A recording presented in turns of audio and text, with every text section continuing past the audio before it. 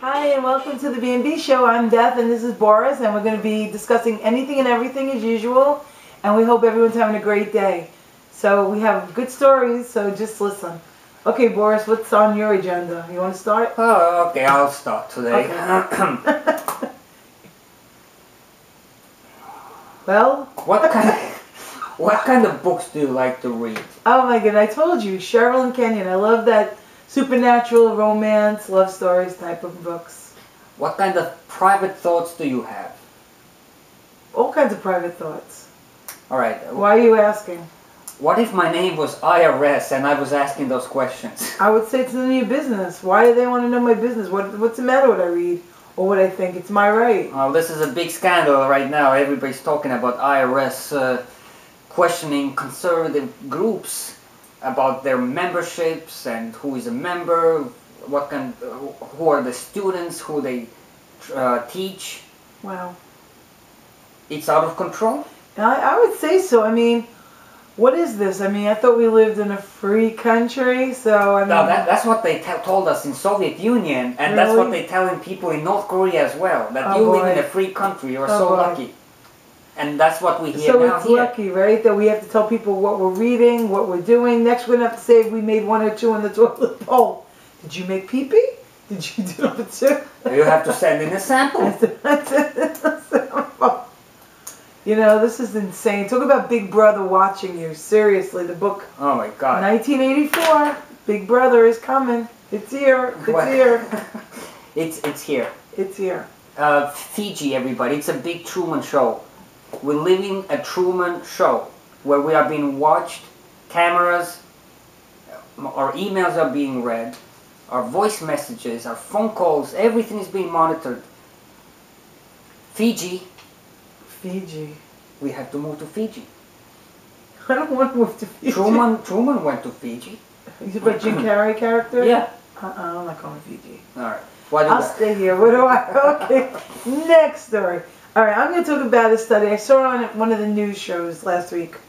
And it's pretty cool, but it's also kind of stupid. Why would you waste money? Anyway, they found in a study that I know everybody's going to be like, huh? Exactly. Huh? That people who went food shopping, now this is a real stretch of people to do a study on an empty stomach caused them to buy higher calorie foods. What? While those who supposedly ate like wheat thins and things of that sort before they went, weren't that inclined to do so, and therefore they bought healthier foods. You don't need a study to tell you that if you're going to a grocery store hungry, you're going to buy anything that looks good, because I know from personal experience that if I go shopping hungry, I'm going to the ice cream, I'm going to the chips. Yes, you do, but we're going to ignore it because it's always somebody calling, probably my mom. Anyway, I'll talk to her later. I digress. I am not going to go on an empty stomach because I'm buying cookies and chocolate and chips.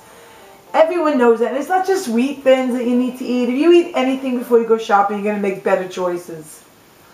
Wait a minute. Are you saying that when you go into the grocery store hungry, you actually buy more crap? Basically. But we all know that because it's true. But when you don't, when you have just eaten, you're full, right? Yes. Why would you go to grocery store to buy food in the first place? To shop groceries. But meaning like, if you have lunch and say, I'm going to go grocery shopping, you'll eat better and you'll pick better things. That's true. Because I would go when I'm not hungry, and I do better, make better choices. I can bypass all the chips and the junk when I'm really hungry, because they put it on, they're smart, they put it on the side, so you see on the end caps, you see everything. I can bypass it, but when I'm hungry, I'm buying everything. Oh my God, this is 3 for $1, blah, blah, blah, blah. My wagon is mostly junk food. I know it. I know it's true, but you don't need to study for that. Common sense makes you realize, don't go shopping hungry because you want to eat.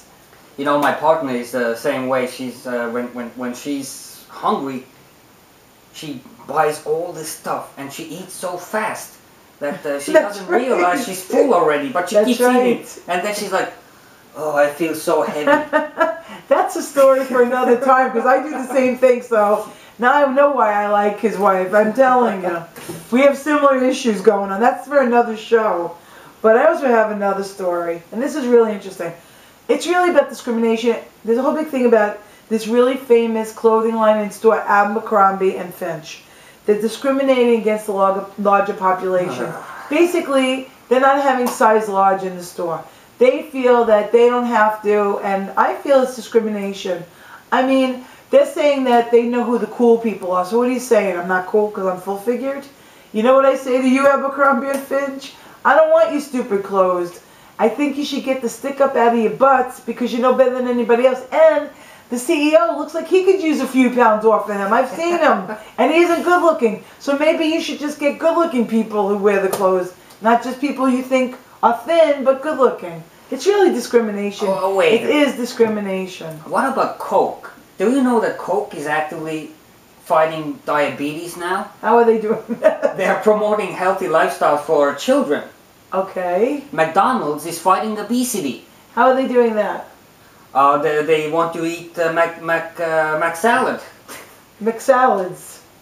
Okay, so you're going to have your Big Mac with a salad. That makes it right. You're going to have Coca-Cola. You're going to drink Coca-Cola. Anyway, they just want to be good guys while they wear the bad guy hats. Basically, that's what they want. Tobacco companies are fighting smoking.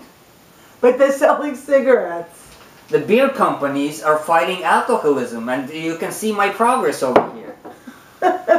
So I think, what, Abercrombie? Abercrombie and Finch. Abercrombie is fighting obesity alongside with McDonald's by making small size clothes so and that being discriminated. you have to lose weight before you can wear the clothes. Yeah, okay, all right, and that'll happen when the cow flies over the moon because. I see a cow right there. Oh yeah, okay. There's actually better ways of dealing with things.